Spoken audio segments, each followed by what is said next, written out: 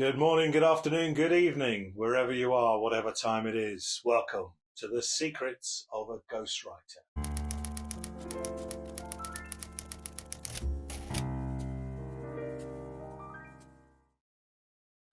Today, whistleblowers and also the use of people's names.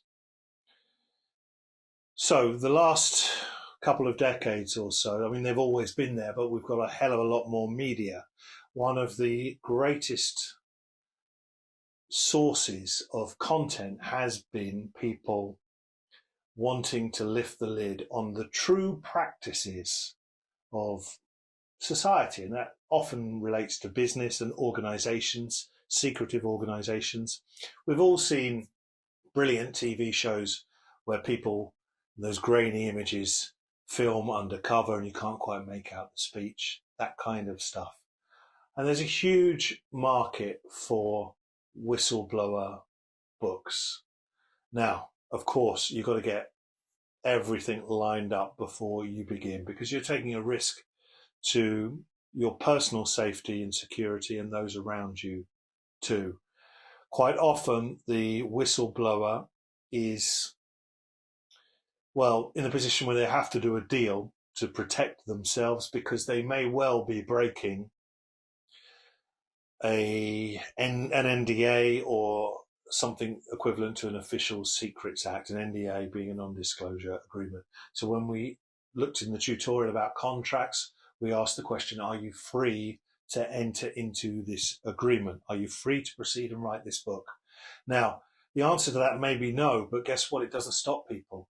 And many whistleblowers, I think, are probably drawn to that concept by two things. One,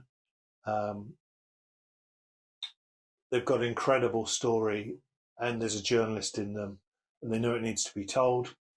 The other is probably an airing of a grievance, but equally that doesn't take away from the fact that the story probably needs to be told. If you are in that whistleblower category or know somebody who is, we've all been told stories that really begin with the words, listen, this needs to go no further. That's really genuinely a good benchmark as to how good a story is. It means that story is going to travel. If you're in that scenario, you really need to protect yourself quite a long way back. I got an approach as a ghostwriter from a guy in Seattle. To protect his identity, I'll change everything about this guy from Seattle, who was from Seattle. Anyway, the process began with both of us fabricating email accounts. So I wasn't even sure if I was going to work with this guy. And when he gave me his name, I knew one thing, that wasn't his name. But even at that process and oceans apart, we're putting in the layer of protection.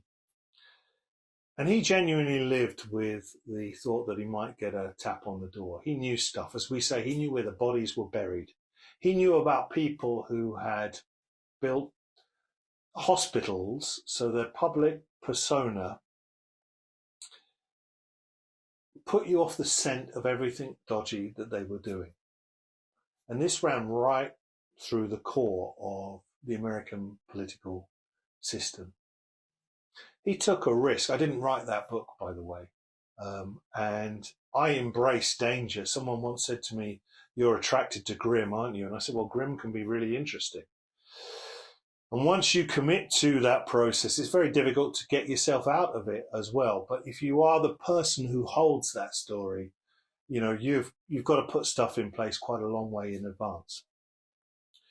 Now, the first obvious thing that you're going to do if you're writing a narrative and it's a whistleblower narrative, either through a ghost or because you're capable of doing it yourself, is you're going to change the names, aren't you? Obviously, you're going to change the names. If the character's called Bill and you call him Jeremy, he's Jeremy. But listen, write the book as though it's Bill. Write it as Bill. Because when you're visualizing Bill, you'll see all the characteristics of Bill, from the food he eats, the smell he has, the clothes he wears, the people he hangs out with, the stuff he likes, etc. You'll visualize Bill.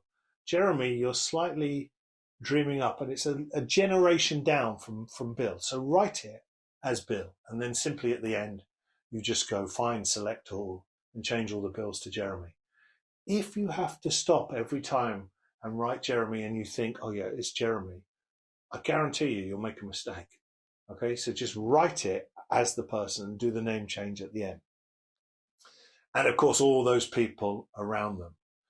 Now, this can get you into a place where you might be dealing with major corporations who've got a lot more financial power than you've got. Well, if you're whistleblowing and the point of that is to expose that company, you've got to weigh up, in fact, naming them.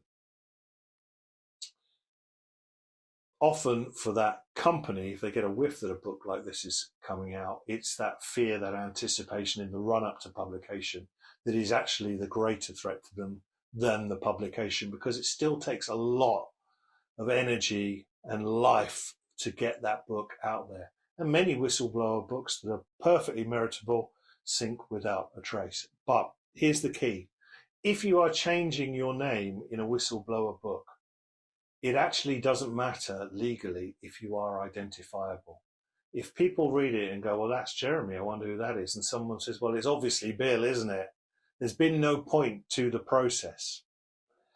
And the other point with that is that if people start to review your book and say, well, who's Jeremy? Who is this Jeremy? Someone must know who this Jeremy is. It's a natural process of reviews, borderline trolling, that people will try and bring you out. Some of them will get it wrong and send people on a wild goose chase, but someone will actually identify you. So you've got to ask yourself, and I think when people begin the whistleblower process, they think, well, I'll just do it under other names and it'll all be okay. You've got to ask yourself that the reality is you will get turned over, you will get uncovered. So how do you deal with all of that? At which point the story will be very, very live.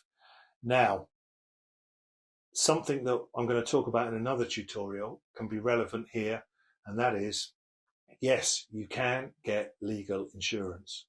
If you're telling the truth sets you free. If you've embellished, you will come unstuck. So if you have a genuine story that needs to be exposed and you can handle the heat, do it. Get legal insurance. My opinion is you should do it in your own name, because it will come out otherwise, and then you'll have to answer that delicate moment as to why you sort of hid, and people might judge you for sort of not having the courage to come out there, even though you've actually had the bigger courage, which is to tell the story. So all those things you've got to think about. And the very final point about whistleblowing and changing the names is that you are then faced with that publicity issue. How do you do publicity when you are anonymous? Well, you've got to set up several fake accounts in several widely read forums. And if you were lucky enough to be interviewed by a podcast, by radio or television, then you've got to go through all of that blacking out, graining out process. Publicity for the anonymous author is quite hard. It can gather an energy because it's got a sense of mystery, but that energy will probably lead to the discovery of who you are. But listen, I love whistleblower books. I think they're some of the most exciting to write. They're also the most dangerous. There's a few things to think about there, but I hope it helps. And I'll see you next time when The Secrets of a Ghostwriter continues.